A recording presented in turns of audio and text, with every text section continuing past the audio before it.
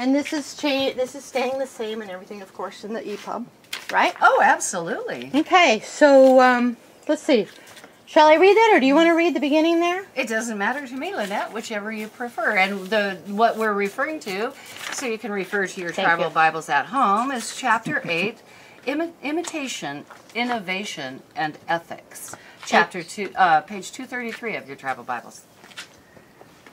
I think I'd like you to read up to almost that whole paragraph, probably up to don't speak another language. How about that?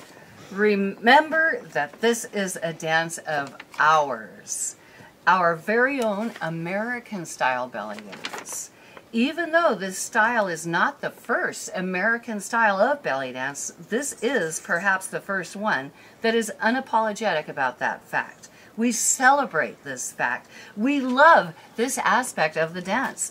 This makes it a form we can relate to in every way as American people. We don't have to adopt or support another culture's moral or religious standards if they're not comfortable for us personally.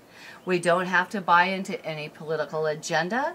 We don't have to feel bad because we're not of Mediterranean descent, olive-skinned, don't speak another language, or are covered with tattoos, piercings, or something that may offend others. Okay. Now, you've been were you a cabaret dancer in the beginning? American cabaret is how I started out, and I still do it. You can catch me at the North Bay Belly Dance Bazaar this Saturday. And you felt bad before because you weren't Mediterranean? Oh, gosh, no, but I was definitely going to be becoming more ostracized because of hair color choices. You mean the like fact that I gigs at didn't want to be restaurants? natural. Yes, also my tattoos.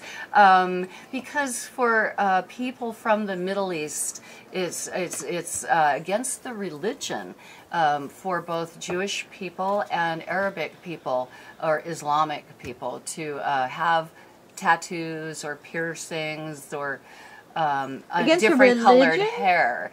Yes, because it's considered that your body is a temple and you should not offend God by changing it. Whereas for me personally, and many Americans who are drawn to tribal style, we have no apologies. We like to adorn our temples, and if you will, we still feel our bodies are temples, but we think totally differently about what we wish to do with them. So if we're doing Middle Eastern dance forms, we're expected to look, behave, dress, and act a certain way, use certain music, and do certain things to certain parts of the music because that's traditional. This is not traditional to any other country but America. Therefore, we don't have any of those boundaries or strictures to hold us back. Why do you use the term belly dance then? Because it's still belly dance. It still has shimmies. It's still the root. So you don't think that has definitely Middle Eastern cultural belly connection? Dance. As much cultural connection or as little as some American cabaret did when we brought in veils and candlework and things that were total fantasies that had nothing to do with Middle Eastern dance. Okay.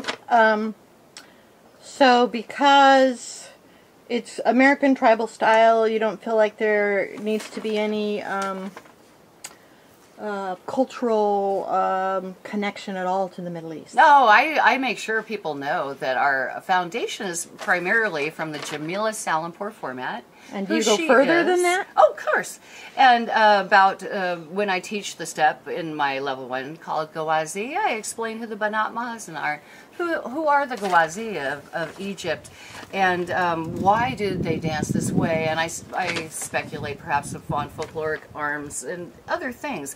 And I do introduce my students into other possible roots of the dance and definite roots as I see. And I in fact offer lecture classes that are historical roots of belly dance in general or focused just on the tribal aspects, which are popular workshop offerings when I travel and teach. So you don't feel like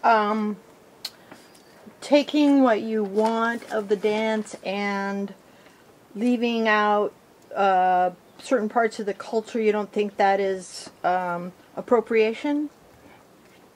No, I think that perhaps, I'm not sure, but I don't think it's wrong. I think that artists are always inspired by other places. Let's go back to Isadora Duncan and others like her who have been inspired by the exotic. And Mata Hari, a perfect example.